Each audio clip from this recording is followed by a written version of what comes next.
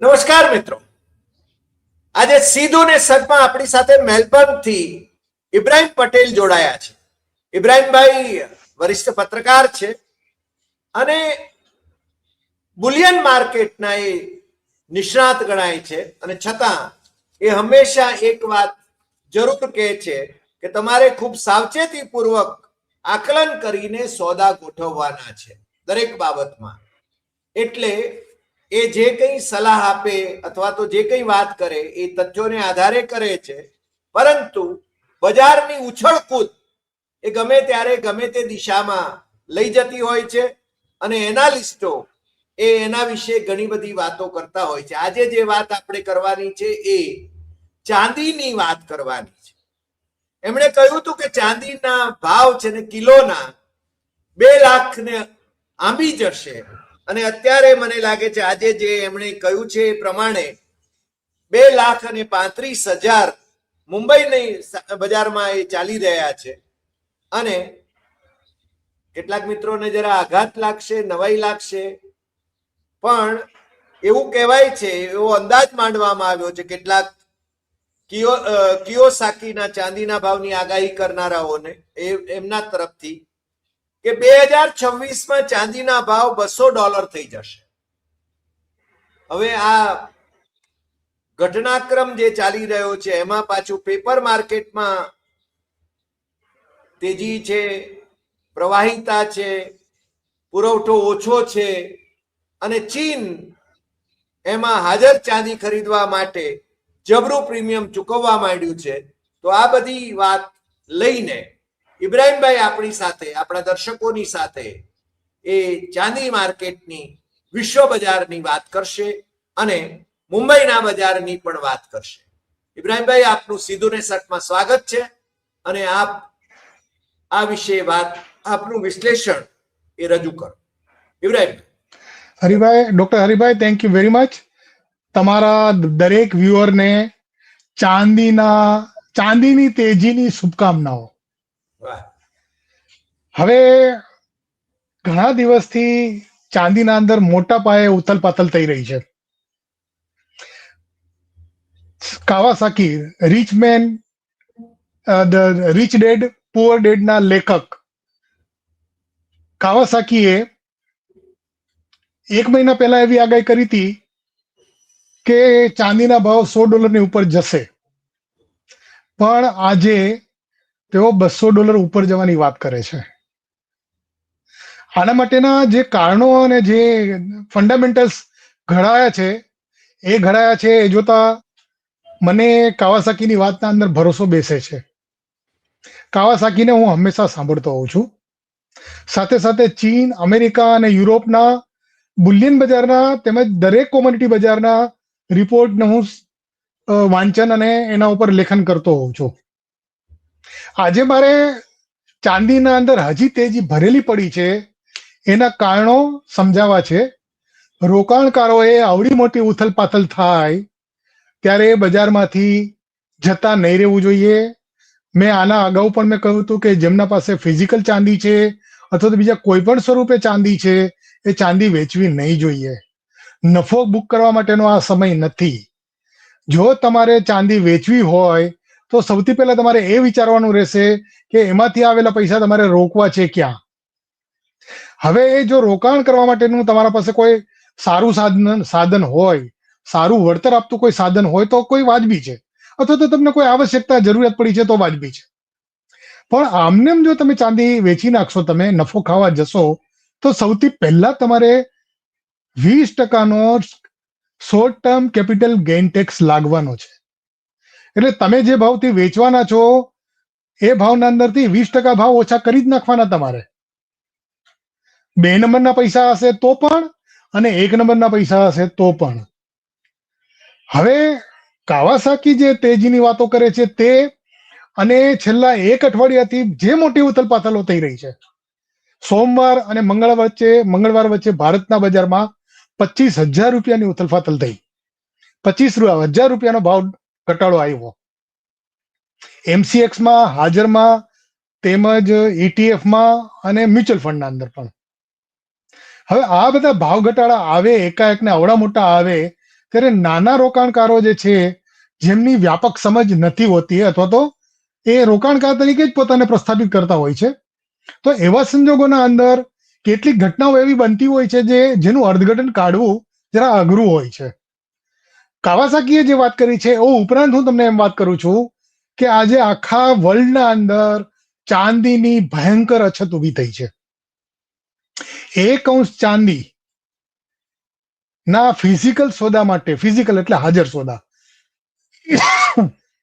1 અંશ ચાંદીના સામે 408 અંશના પેપર સોદા થયા છે. હવે પેપર સોદા એટલે શું, પેલા આપણે એ સમજી લઈએ.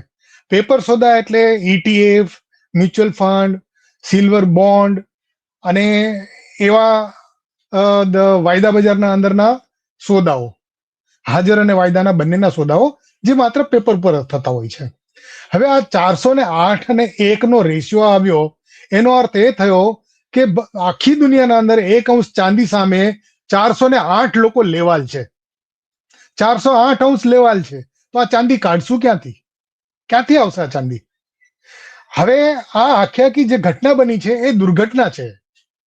દુર્ઘટના એ રીતના છે કે આખા વિશ્વમાં કોમોડિટી બજાર ઉપર યુરોપ અને અમેરિકાનો કંટ્રોલ છે, કબજો છે. હવે આ કબજાને કારણે આખા વિશ્વની જે ઔદ્યોગિક ડિમાન્ડ છે કે ઉદ્યોગો છે એને ભયંકર મુશ્કેલીઓ પડે છે. તો ચીને આના માટેનો એક રસ્તો શોધી કાઢ્યો, જે એણે ઓક્ટોબરના અંદર એનું સર્ચિંગ કર્યું હતું, નવેમ્બરના અંદર એના ઇન્ડિકેશન આપ્યા હતા અને ડિસેમ્બરના ફર્સ્ટ વીકના અંદર એણે ડિક્લેર કરી દીધું કે ચીનમાંથી હવે 1 ગ્રામ પણ ચાંદી નિકાસ નહીં થઈ શકે. વિશ્વનો બીજા નંબરનો ચાંદી ઉત્પાદક દેશ ચીન છે. ચીનમાં 2024ના અંદર 3,300 ટન ચાંદીનું ઉત્પાદન થયું હતું. સૌથી મોટો ઉત્પાદક દેશ, સીધી ચાંદીનો ઉત્પાદક દેશ મેક્સિકો છે. મેક્સિકો પછી ચીન છે. હવે ચીનના અંદર આખી દુનિયાની ચાંદીની 80% ઔદ્યોગિક વસ્તુઓ બને છે. હવે જો ચાંદી ચીનને મળતી બંધ થઈ જાય તો ચીનની હાલત ખરાબ થઈ જાય અને ચીનની ઇકોનોમી બેસી જાય. નોટ ઓનલી ચાંદી, આવું દરેક વસ્તુ, દરેક કાચા માલની બાબતના અંદર એવું છે. ચીન કાચો માલ ઇમ્પોર્ટ કરે છે અને તૈયાર માલ વેચે છે વેલ્યુ એડિશન કરીને. હવે ચીનને જ્યારે ખબર પડી કે આટલા મોટા પેપર સોદા થઈ ગયા છે તો એની ડિલિવરી ક્યાંથી આવશે? તો એની ડિલિવરીનું સ્થાન એ માત્ર ચીન જ છે. એટલે ચીનના અંદર લોકો લેવા નીકળ્યા આ 408 પેપર સોદાના લોકોને લેવા નીકળ્યા. તો ચીનને એમ થયું કે ભાઈ અમારે ત્યાંથી ચાંદી બધી જતી રહેશે બહાર, એટલે એ લોકોએ બેન્ડ મારી દીધું. બેન્ડ મારી દીધું એટલે ત્યાં પ્રીમિયમ થઈ ગયું $8 થી $10. જો તમારે ચીનથી ચાંદી પરચેસ કરવી હોય કે ચીનના લોકોને પણ પરચેસ કરવી હોય તો લંડનના ભાવ કરતા કે અમેરિકાના ભાવ કરતા $8 થી $10 પ્રતિ અંશ, અંશ સમજો, કિલો નહીં સમજતા, પ્રતિ અંશ $8 થી $10 નો પ્રીમિયમ આપવું પડે છે. હવે આ $8 થી $10 એટલે લગભગ 15 થી 20 હજાર રૂપિયા ત્યાં ઇન્ડિયાના ભાવથી ગણીએ તો. હવે 15 થી 20 હજાર રૂપિયાનું પ્રીમિયમ આપીને તમારે જો ચાંદી ત્યાંથી લેવાની હોય તો ચીન શું કામ તમને આપે? અને પરિસ્થિતિ એ થઈ છે કે જ્યારે અમેરિકાને ખબર પડી કે ચીને આ પ્રતિબંધ મૂકી દીધો છે ત્યારે ચીનના CME, Chicago commodity exchange, CME એટલે Chicago mercantile exchange, New York commodity exchange અને આવા દુનિયાના ઘણા બધા એક્સચેન્જોએ પોતાને ત્યાં ચાલતા પેપર ટ્રેડિંગના અંદર શું ચાલી રહ્યું છે એનો એકાએક સર્ચિંગ શરૂ કર્યું તો એને ચાઇનાની વાતમાં દમ લાગ્યો કે જો આ 408 પેપર સોદા છે, આ ખાલી અમેરિકાના સોદા નથી, આખી દુનિયાના સોદા છે. ભારતના અંદર એવડા મોટા સોદા થયા છે, ETF અને મ્યુચ્યુઅલ ફંડ અને MCX અને બધે જ. હવે આ આખી દુનિયાના આટલા બધા સોદાને સેટલ કેમ કરવા? તો સેટલ થવાની પરિસ્થિતિ બહુ ગંભીર બની ગઈ હતી. એટલે જેટલા લોકોએ વેચીને બેઠા હતા એ લોકોને કહી દેવામાં આવ્યું કે જો તમારા પાસે ચાંદી ફિઝિકલ ન હોય તો તમે સોદા કાપી નાખો અથવા તો ડિફરન્સ ભરીને સોદામાંથી ક્લિયર થાઓ. તો કેટલાક લોકો ઠેઠ સુધી માયના નહીં અને ચલાવી રાખ્યું. હવે એના કારણે જેપી મોર્ગન કંપની જે છે, બેંક છે, એ બેંકને $4.5 અબજ નુકસાન કોમોડિટી વાયદામાં, સિલ્વર વાયદામાં થયું. એટલે જેપી મોર્ગનને સૌથી પહેલા એ લોકોએ ડિફોલ્ટર ડિક્લેર કરી. હવે એને ડિક્લેર કરી તો બીજા બધા બેંકો પણ ડિક્લેર થવાની પૂરેપૂરી શક્યતા છે. અમેરિકા અત્યારે મંદીમાં જઈ રહ્યું છે, તેજીમાં જવાની શક્યતા હતી એ બંધ થઈ ગઈ છે, મંદીમાં જઈ રહ્યું છે. મંદીમાં ન જાય એના માટે થઈને ફેડરલ રિઝર્વ બેન્કે ગઈકાલે નહીં પણ શનિવારે $34 અબજ બજારમાં ઠાલવ્યા. હવે બજારમાં એટલા માટે ઠાલવ્યા કે CFTC અને બીજી બધી જે સંસ્થાઓ જે છે, એ સંસ્થાઓ બધા ભેગા મળીને શુક્રવારે જ્યારે ભાવ $83.89 થઈ ગયો હતો, ત્યારે એ લોકો બેસીને બધાએ ડિસિઝન લીધું રાતના 2:10 વાગે અમેરિકન ટાઈમે કે આ સોદાને સેટલ કેમ કરવા. તો મોટા ભાગના લોકો $83.89 સામે $75 ભાવથી સેટલમેન્ટ કરવા માટે તૈયાર થઈ ગયા. હવે જેવી આ બજારને ખબર પડી એટલે શનિવારે બજાર બંધ હતી, રવિવારે બજાર બંધ હતી, સોમવારે બજાર ખુલી. તો સોમવારે બજાર ખુલી એટલે અમેરિકન કોમોડિટી વાયદા બજારના જે સત્તાવાળાઓ છે એ લોકોએ નવા સોદા માટે થઈને આ બધા અંકુશન લાદી દીધા. હવે આપણે પાછલા ધોરણની વાત કરીએ તો 1980 ના અંદર ભયંકર તેજી આવી હતી લેહમેન બ્રધર્સના બંકર હન્ટ બંધુઓને કારણે. હવે એ સમયે પણ આવા આકરા નિયમો નાખીને કોમોડિટી એક્સચેન્જોએ, અમેરિકાના કોમોડિટી એક્સચેન્જોએ તેજીને ઠંડી પાડી હતી, મોટા પાયે ઠંડી પાડી હતી. આ જ પ્રમાણે 2008માં જ્યારે મોટી મંદી આવી ત્યારે પણ અમેરિકન ગવર્મેન્ટ અને યુરોપિયન ગવર્મેન્ટે આ જ રીતના માર્જિન નાખીને સોના ચાંદીના ભાવને નીચે લઈ આવ્યા હતા. પણ આ વખતે આ માર્જિન નાખ્યા છે એનાથી સોના ચાંદીના ભાવ નીચે નથી આવવાના. શું કામ નથી આવવાના? કે માંગ અને પુરવઠા વચ્ચે બહુ મોટો ગેપ પડી ગયો છે. આજે ડિમાન્ડ જે છે એ એટલી મોટી છે કે જેના સામે પુરવઠો આપી શકવાની સ્થિતિમાં નથી. અત્યારે આખા વિશ્વના અંદર પુરવઠા સ્થિતિ 20 વર્ષના તળિયે જતી રહી છે. હવે જો 20 વર્ષના તળિયે જતી રહી હોય તો ઇન્ડસ્ટ્રીઝને ચાંદી ક્યાંથી મળશે? ગઈકાલે રવિવારે સાંજે એલન મસ્કે એવી વાત કરી કે આ બધી વસ્તુઓ ખોટી થઈ રહી છે. આટલા જ શબ્દોને કારણે રવિવારે ઘણા બધા સોદા કપાઈ ગયા. સોમવારે બજાર ખુલી, અમેરિકન બજાર ખુલી એ પહેલા એશિયન બજાર ખુલી.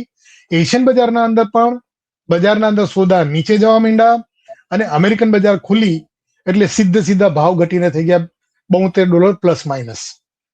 એટલે $10 થી $12 નીકળી ગયા. હવે બસ $10 થી $12 નીકળી ગયા એટલે આપણા MCX, આપણા હાજર અને આપણા ETF વાળા બધા જ સંચાલકોએ પણ એના સાથે સાથે આપણે રહેવું પડે.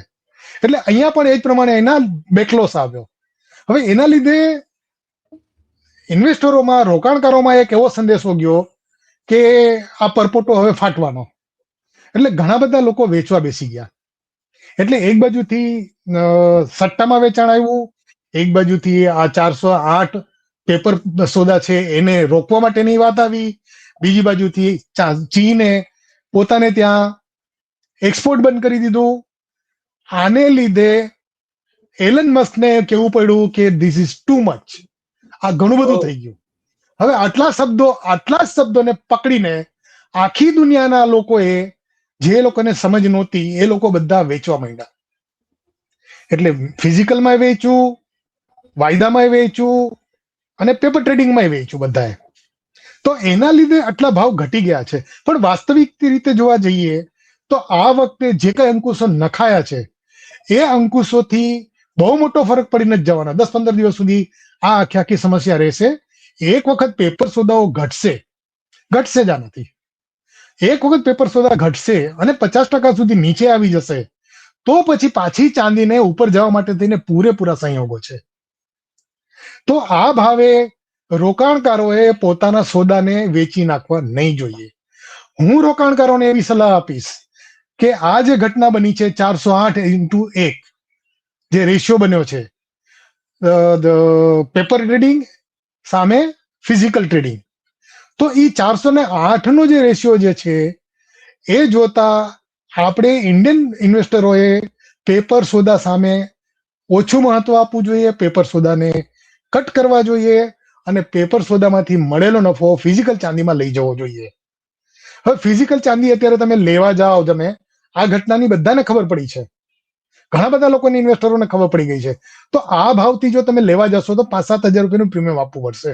સાથે સાથે તમે પેપર સોદા કાપશો, ETF, મ્યુચ્યુઅલ ફંડ કે બીજા કોઈ સોદા કાપશો, તો એ સોદાના અંદર તમને 20% GST ભરવાનું આવશે. એટલે આ જે રોકાણ છે જેટલું જ સરળ લાગે છે એટલું જ અઘરું છે. તો અઘરા રોકાણના અંદર બધી જ વસ્તુઓને તમારે વિચારવી પડે.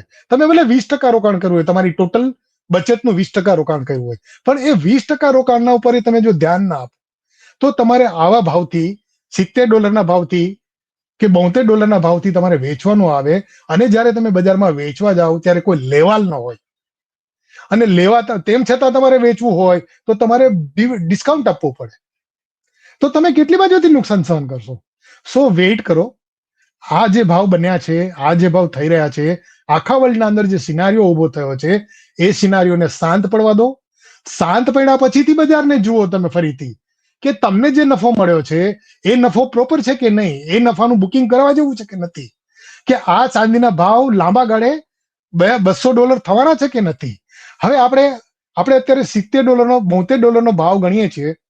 મેં માનું કે ગઈકાલે $83 ભાવ થયો હતો, તો $83 ભાવ થયો હતો એને સાથે સંબોધિત કરવા માટે થઈને ભારતના અંદર 1 કિલો ચાંદીના ભાવ 2,61,000 રૂપિયા થઈ ગયા હતા. આજે એ ભાવ ઘટીને 2,35,000 રૂપિયા થયા છે. હવે આ 2,35,000 રૂપિયા થયા છે, એ ભાવ સાચા છે કે ખોટા છે એનું જજમેન્ટ બાંધવાનું છે. એટલે કોઈ ઉતાવળ કર્યા વગર તમારે અહીંયા ઉભા રહેવાનું છે. હા હરિભાઈ. જી હરિભાઈ. વિશ્વનો જે આખો સિનારીઓ છે, જે ધારો કે આપણે ડિમાન્ડ વધારે છે ઇન્ડસ્ટ્રીની, અને એ પ્રમાણે એનું ચાંદી ઉપલબ્ધ, ચાંદી ફિઝિકલ ચાંદી એ એટલી ઉપલબ્ધ નથી, તો ઇન્ડસ્ટ્રીને કઈ રીતે ફેસ કરવાનું આવશે? અને ચાઇનાની ભૂમિકા તો અહીંયા મહત્વની રહેવાની જ છે. ચાઇના, તમારો સવાલ બહુ વાજબી અને સરળ છે, સારો સવાલ છે. ચાઇના આવી દરેક કોમ્યુનિટીના અંદર આ જ પ્રમાણે પેપર ટ્રેડિંગ ઘટાડવા માંગે છે. ચાઇનાના અંદર આખી દુનિયાની કાચા માલની જે ભેગું કરવાની જે ક્ષમતા છે એ બીજા કોઈ કન્ટ્રી પાસે નથી. એટલે ચાઇનાએ અત્યારે પોતાના દરેક કાચા માલોને સારી રીતે સંવર્ધન કરી લીધું છે. એટલે એની ઇન્ડસ્ટ્રી 1 કે 2 વર્ષ સુધી સર્વાઈવ થઈ રહેશે. 1 કે 2 વર્ષ પછીથી બજારના અંદર માંગ અને પુરવઠાની સ્થિતિ શું બને છે એ ચીન જોશે.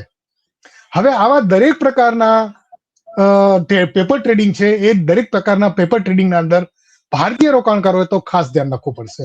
ભારતીય રોકાણકારોને હું એટલા માટે ફિઝિકલમાં જવાનું કહું છું કે જો તમે ફિઝિકલમાં હશો એટલે તમારા ઘરે ચાંદીના ટુકડા પડ્યા હશે, બિસ્કિટ પડ્યા હશે, અથવા તો ગોટી પડી હશે, તો એ ગોટી પકડી રાખવાની છે. ભાવ ગમે એટલા નીચે જતા રહ્યા, ભાવ 2 લાખ ને નીચે જાય તો પણ તમારે મૂંઝાવાની જરૂર નથી, કારણ શું કે તમે નફો લઈને બેઠા છો. ભારતીય રોકાણકારોનું એવરેજ બાઇંગ આજે હું ગણું છું, જે સ્ટડી કરું છું, તો એ આખા ભારતના લોકોએ સરેરાશ 40,000 રૂપિયા કિલોના ભાવથી ચાંદીનો સંગ્રહ કરેલો છે. હવે જે લોકો નવા એન્ટર, એનો અર્થ એ થયો કે એમને પ્રીમિયમ તો ઘણું બધું મોટું મળ્યું છે. હા, બહુ મોટું મળ્યું છે. એટલે અહીંયા કોઈ ગભરાટ કરવાની જરૂર નથી. પણ જે લોકો 2 લાખ, 1,70,000, 1,80,000 થી 2 લાખ આસપાસ એન્ટર થયા છે, એ લોકોને પણ અત્યારે પ્રીમિયમ મળી રહ્યું છે. તો એ લોકોએ ઉતાવળ કરવાની જરૂર નથી, વેઇટ કરો. એનું કારણ છે કે આખી દુનિયાના અંદર 1 અંશ ચાંદીના ઉપલબ્ધિ સામે 408 અંશના સોદા છે. તો કયા સોદા સાચા? હવે આનું એક તમને સીધું ઉદાહરણ આપું કે માન લો કે ETF છે, તો ETF નો તમે માન લો કે બહાર છો ને હું ETF નો સેલર છું, અથવા તો હું ETF નો મેનેજર છું. તમે મારા પાસે વેચવા આવ્યા, લેવા આવ્યા, ETF લેવા આવ્યા, તો તમે ETF જેવું લેશો એટલે હું મારી બેંકને કહીશ કે ભાઈ આ મારે 2 કિલો કે 5 કિલોનો મારો જથ્થો છે એ તમારે ત્યાં રાખો અને એની ચિઠ્ઠી મને મોકલાવો. એટલે એ કોમ્પ્યુટરની રીતે આપલે થતી હોય એના અંદર. હવે બેંક એમ કહે છે કે ભાઈ મારા પાસે ચાંદીનો પુરવઠો તમને જોઈએ છે એ નથી, તો ETF વાળા શું કહેશે કે તમે લીઝ રેટ પર લઈને પણ મને આ ચાંદીનો પુરવઠો આપો. હવે આને લીધે લીઝ રેટ જે છે એ 39 થી 40% પર યર થઈ ગયા છે. હવે તમે ગણી લ્યો કે તમારા પાસે જે ચાંદી છે એના ઉપર તમે 40% બીજું ગણો, તમે આ લીઝ રેટ ગણો, 1 મહિનાનો લીઝ રેટ પણ ગણો, અને તમે ચાંદી બેંકને દેવા જાઓ તો બેંક તમને 3% આપવાની છે. અને ભારત સરકારે, હું ફરીથી વાત કરું છું કે ભારત સરકારે ચાંદી ઉપર લોન આપવાની 1 એપ્રિલથી શરૂઆત કરવાની છે. જો પૈસાની તમને બહુ જરૂરત હોય તો તમારે આને લોન લેવાની. આની લોનના અંદર તમારે 7 થી 8% કે 10% ભરવાના આવશે, પણ સામે લીઝ રેટ, સામે સામે સામે રેશિયો, પછી આ રેશિયો ઉપરાંત બીજો એક રેશિયો છે ગોલ્ડ સિલ્વર રેશિયો. આ રેશિયો તમને હું કહી રહ્યો છું, કયો રેશિયો છે? Paper trading into physical trading. પણ હવે ગોલ્ડ સિલ્વર રેશિયો જે છે એ ફેબ્રુઆરી માર્ચના અંદર 104 થયો હતો. એટલે 1 અંશ સોના સામે 104 અંશ ચાંદી મળતી હતી. એના સ્થાને આજે 1 અંશ સોના સામે તમને 50 થી 54 અંશ ભાવનું ફ્લક્ચ્યુએશન છે ને, એટલે 50 થી 54 કહું છું, 50 થી 54 અંશ ચાંદી મળે છે. તો તમે આજે જો સોનું તમે વેચો તો તમને 50 અંશ ચાંદી મળવાની છે. પણ હું તમને એમ કહું છું, આખી દુનિયાનું સર્ચ કર્યા પછી અને આ ઘટનાઓ જોયા પછીથી, કાવાસાકીને વાંચ્યા પછીથી મને એવું લાગે છે કે આ રેશિયો 40 ની નીચે જવો જોઈએ.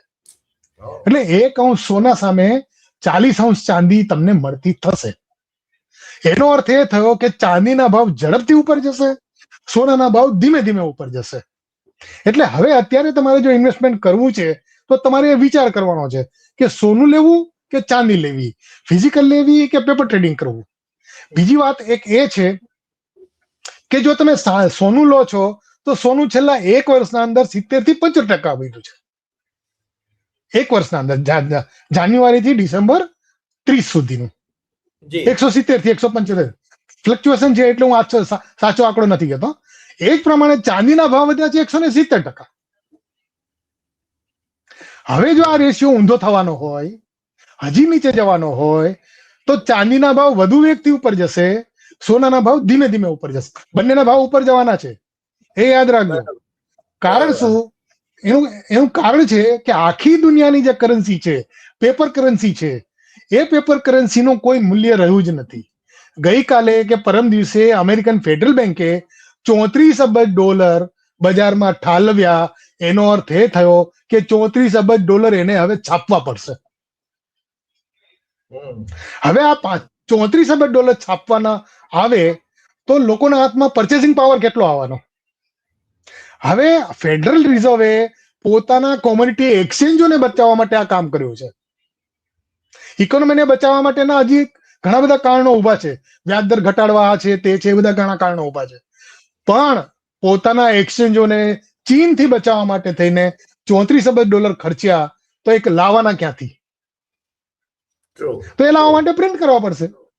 એવી રીતે ભારતના અંદર છે. ભારતના અંદર અત્યારે આપણો ફુગાવાનો દર જે છે, ભારત સરકાર એમ કહે છે કે બહુ નીચો છે, અને ગ્રોથ રેટ આપણો છે, જીડીપી છે, એ 8.20% છે.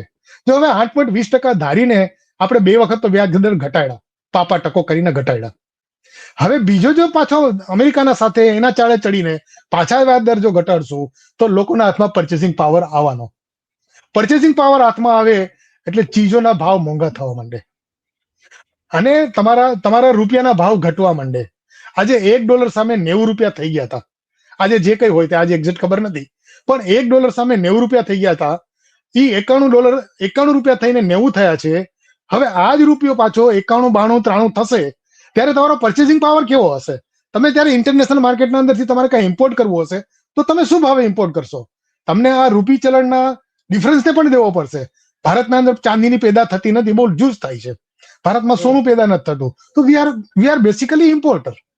તો આજે આપણે 91 રૂપિયાથી માન લો કે ચાંદી ઇમ્પોર્ટ કરીએ છીએ ડોલર સામે, તો આગામી વર્ષોમાં કે આગામી દિવસોના અંદર 92-93 રૂપિયાના ભાવથી આપણે આયાત કરવી પડશે. તો આ આયાત આપણી મોંઘી પડવાની છે.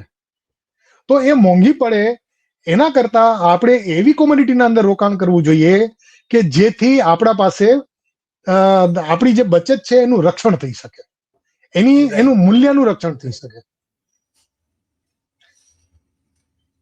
આજે ડોલર જી, ડોલરનો ભાવ 89.90 છે. હા, એ લગભગ 91 આસપાસ પહોંચી ગયો હતો. હા, પણ રિઝર્વ બેંકે પણ અબજો રૂપિયા અબજો ડોલર કરન્સી માર્કેટના અંદર ઠાલવ્યા ત્યારે આ ભાવ પકડાયો છે. હવે આપણી ભારતની રિઝર્વ બેંક પાસે વધુ ડોલર ઠાલવવાના પૈસા નથી. જો એ ઠાલવશે તો એના પાસે ઇનકમિંગ આવવાના જે ડોલર છે એ નથી. કારણ શું કે હવે ભારતને પણ ભારતની ઇકોનોમીને સાચવવા માટે થઈને સોનું પણ પરચેસ કરવું છે, ચાંદી પણ પરચેસ કરવાની છે. તો એ પૈસા લાવશે ક્યાંથી? ડોલર લાવશે ક્યાંથી? આખી દુનિયાની રિઝર્વ બેંકો સોનું અને ચાંદી પરચેસ કરી રહ્યા છે. હવે જો રિઝર્વ બેંકો સોનું અને ચાંદી પરચેસ કરી રહ્યા હોય તો આપણા પૈસા આપણે બેંકમાં મૂકી રાખીએ, ફિક્સ ડિપોઝિટમાં મૂકી રાખીએ અને એને 8-9 વર્ષે આપણને માન લો કે બમણા પૈસા મળવાના હોય તો 9 વર્ષ પછીનો એનો પર્ચેસિંગ પાવર શું હશે? એનો પર્ચેસિંગ પાવર હશે 25 રૂપિયા અને 25,000 રૂપિયા.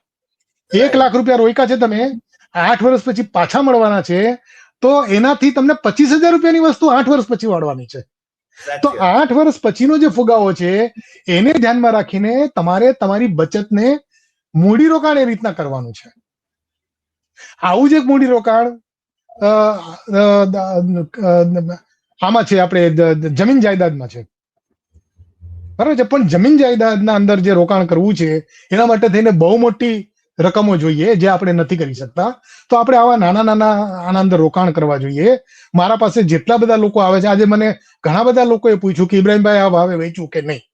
તો મેં બધાને કહ્યું કે ભાઈ થોભો અને રાહ જુઓ, તમે ઉતાવળ નહીં કરો. પૈસાની જરૂર હોય તો વેચો, અધરવાઇઝ રહેવા દો. લોસ તો લોસ ખમજો, પણ ખોટી રીતે ભેરવાઈ ન પડતા. પણ લોસ પ્રીમિયમ પરનો લોસ છે. પ્રીમિયમ પરનો લોસ છે, પણ હજી તમને ભાવ આજે આપણે માની લો કે કાવાસાકીને આપણે સમજીએ અને એ $200 કહે છે. માની લો કે $150 થયા, $150 થયા તો આજનો ભાવ છે 2,25,000 રૂપિયા, બરાબર છે. અને ઇન્ટરનેશનલ ડોલર ભાવ છે 70 થી $75. તો 75 ને 150, તો 150 ના ડબલ કરો તો 2.5 5 લાખ રૂપિયા થઈ ગયા તમારા. અને આ 2026 ની વાત કરે છે, 2026 ની વાત કરે છે. આપણે એવું એક્ઝાગરેટ ન કરીએ. કાવાસાકીએ જે કર્યું છે એ આખી દુનિયાને જોઈને કરે છે, આપણે ઇન્ડિયન માર્કેટને જોઈને કરવાનું છે. તો મારું ફોરકાસ્ટિંગ એ છે કે 2026માં ચાંદીના ભાવ 3 લાખ રૂપિયા થઈ જશે. મેં ડિસેમ્બરના મિડલ ડિસેમ્બરમાં તમને એક ઇન્ટરવ્યુ આપ્યો હતો. એ વખતે મેં કહ્યું હતું કે ઇન્ટરનેશનલ માર્કેટના અંદર ડિસેમ્બર પૂરો થવા પહેલા $70 ભાવ થઈ જશે. હવે આવી આગાહી કરવી અઘરી છે અને એમાં ખોટા પડવું પણ બહુ જ જોખમી હોય છે. રોકાણકારો ખોટી રીતે આપણા કહેવાથી ફસાઈ જતા હોય છે. પણ જો તમે સ્ટડી કરો તો તમને ખ્યાલ આવે. જે તમે પેલો કોશન પણ મૂકો છો, ડિસ્ક્લેમર મૂકો છો, એ પણ ખૂબ જરૂરી છે. એ પણ ખૂબ જરૂરી છે. હા, બહુ જરૂરી છે. અને બીજું કે આજે એટલે આપણે ભલે ઇકોનોમિક્સ ભણ્યા છીએ, મારી પાસે ચાંદી કે સોનાના માર્કેટની કોઈ જાણકારી બહુ જાજી હોય એવું છે નહીં. હું એવો કોઈ રોકાણકાર નથી. પણ તમારા અભ્યાસને આધારે આપણે દર્શકો સુધી જે સાચી વાત ચાલે છે, માર્કેટની વાત અને માર્કેટના અપ્સ એન્ડ ડાઉન જે ચાલી રહ્યા છે એનું એનાલિસિસ આપણે કરતા રહ્યા છીએ. અને આપણે છે ને દર્શકોને એ વાત, એટલે આપણા દર્શકોમાં પાછા દુનિયાભરના દર્શકો છે, વિદેશના દર્શકો પણ છે, ભારતના દર્શકો પણ છે. એટલે એ બધાને આપની વાત પહોંચે છે. અને મને લાગે હું છે હજી એક વાત કહેવા માંગુ છું. હા, એક વાત હજી કહેવા માંગુ છું કે આજે તમે મોબાઈલ કે બીજા કોઈ નેટવર્ક ઉપર તમે જુઓ તો ચાંદીના ખૂબ બધા મેસેજ ફરી રહ્યા છે. કોઈ મેસેજના અંદર આ જે રેશિયો છે, પેપર ટ્રેડિંગનો રેશિયો અને ફિઝિકલ ટ્રેડિંગનો રેશિયો, એ કોઈ તમને કીધું નથી ને કોઈએ સમજાવ્યું નથી. આજે જ્યારે તમને સમજ પડે છે ત્યારે તમારે કાવાસાકીની વાતને માનવાની છે, ઇબ્રાહીમ પટેલની નહીં. તમને ભલે માન લો કે $200 ન મળે, બરાબર છે, પણ તમે 3 લાખ રૂપિયાના હકદાર છો 2026. અત્યારે 2,35,000 રૂપિયાનો ભાવ ચાલે છે. તો હું માનું છું કે વિધિન અ શોર્ટ પીરિયડ 26 ના અંદર 3 લાખ થવા અઘરા નથી આ ઇક્વેશન જોતા. અને બીજી સૌથી મોટી વાત એ છે કે દરેક ઇન્ડસ્ટ્રીઝ પોતાની ફ્યુચરની ઉત્પાદનના માટે અત્યારે ભયંકર કાચા માલની અવદશામાં બેઠો છે. એના પાસે માલ નથી, તો આ બધા લોકોને લેવું છે ચાંદી. તમને બીજી એક વાત કરું કે કાર કંપની, નામ ભૂલી ગયો, યાદ આવે તો કહું. એક કાર કંપનીએ કાર બેટરી બનાવી, એમાં 1 કિલો ચાંદી વાપરવાની નક્કી કરી. એને એ ચાંદી વાપરવાનું એટલા માટે નક્કી કર્યું કે ચાંદીની બેટરી અથવા તો કોપરની બેટરી તમે પડી જે ઉતરી જાય છે એ ઉતરવાના પ્રમાણને ઘટાડવા માટે અને ઝડપી ચાર્જિંગ કરવા માટેના નવા સંશોધનો થઈ રહ્યા છે. એટલે કાર કંપનીઓ જે છે, બેટરી બનાવતી કંપનીઓ છે, એને અત્યારે પર કાર 1 કિલો ચાંદી જોશે. હવે આ કાર બનાવી હશે તો આ ચાંદી લાવશે ક્યાંથી? એટલે આ ચાંદી લેવા માટે થઈને આ કાર કંપનીઓ ભવિષ્યમાં ભારતીય રોકાણકારોના ઘરના અંદર પણ ઓફરો કરશે. Beware of it. તો તમે ફિઝિકલ ચાંદીના અંદર એન્ટર થાઓ, પેપર ચાંદીના અંદર બચો.